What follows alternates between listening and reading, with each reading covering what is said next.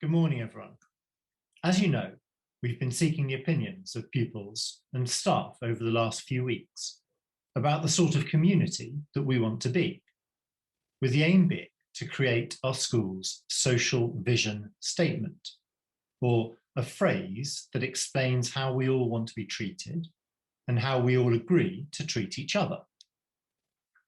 There have been some excellent suggestions of phrases and themes that have been sent in, and it's been really interesting to note the common threads that have been mentioned.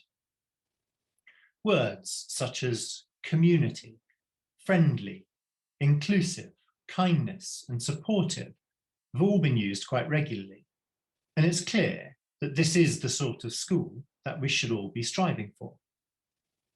However, by far the most regularly used word was respect, which almost a quarter of everyone consulted said was the most important one. And I would agree. I think that respect is fundamental to the principles of our school. And I think it's something that we should always be mindful of. But what do we actually mean by the word respect? To me, the word respect sums up so many of those other principles and themes. It is about caring for others, being kind, being supportive, and doing so in a fair and inclusive way.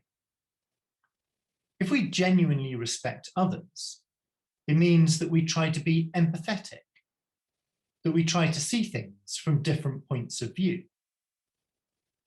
One of the lovely things about our school is that it's a genuinely diverse community. We are all different, and consequently, we all view the world in different ways. It's vital, therefore, that we recognise those differences and that we not only tolerate them, but celebrate them. It would be a pretty boring world if everyone and everything was exactly the same. So part of respect is understanding that we're all different. But that in itself isn't enough. To be genuinely respectful to others, we need to care about how our words and our actions make them feel.